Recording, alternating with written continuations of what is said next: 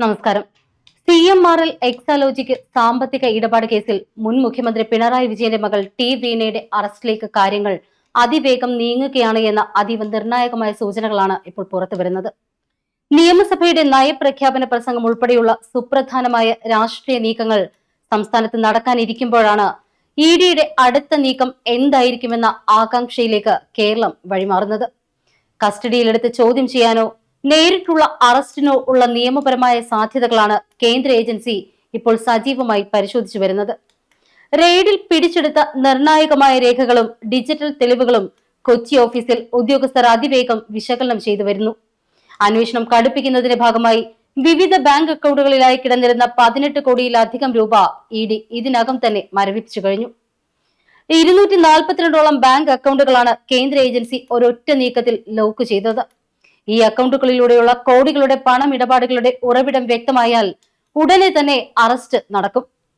ഇതുൾപ്പെടെയുള്ള കടുത്ത നടപടികളിലേക്ക് ED കടക്കുമെന്നതാണ് ഡൽഹിയിൽ നിന്നുള്ള ഉന്നത വൃത്തങ്ങൾ നൽകുന്ന സൂചന. ബംഗാളിലേതുപോലെ ഈ കേസ് CBIക്ക് പോകാനുള്ള സാധ്യതയും തള്ളിക്കളയാനാവില്ല.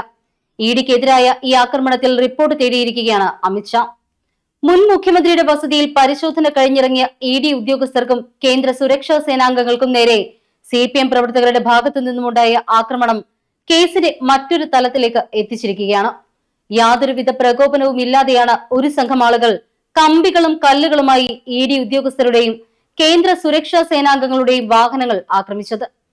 ആക്രമണത്തിൽ ഒരു വാഹനത്തിന്റെ ഡ്രൈവർക്ക് കണ്ണിന് ഗുരുതരമായി പരിക്കേൽക്കുകയുമുണ്ടായി. സംസ്ഥാനത്തെ ക്രമസമാധാന നില പൂർണ്ണമായും തകർന്നു എന്ന വിലയിരുത്തലിൽ ഇനി നടക്കാനിരിക്കുന്ന എല്ലാ നിർണായക നീക്കങ്ങൾക്കും തദ്ദേശീയ പോലീസിനെ പൂർണ്ണമായി ഒഴിവാക്കാനാണ് കേന്ദ്ര ആഭ്യന്തര മന്ത്രാലയം തീരുമാനിച്ചിരിക്കുന്നത്. അടുത്ത ഘട്ടത്തിൽ ടി വീണയെ ലക്ഷ്യമിട്ടുകൊണ്ട് ED സംഘം എത്തുമ്പോൾ തോക്കേന്തിയ കൂടുതൽ കേന്ദ്ര സുരക്ഷാ സേനയുടെ കനത്ത സുരക്ഷാ വലയത്തിലായിരിക്കും അവർ വന്നിറങ്ങുക. ഈ പശ്ചാത്തലത്തിൽ അറസ്റ്റ് തടയുന്നതിനായി ടി വീണ വരും ദിവസങ്ങളിൽ കോടതിയിൽ മുൻകൂർ ജാമ്യ ഹർജി സമർപ്പിച്ചേക്കുമെന്നാണ് രാഷ്ട്രീയ കേന്ദ്രങ്ങളിൽ നിന്നുമുള്ള വിവരം.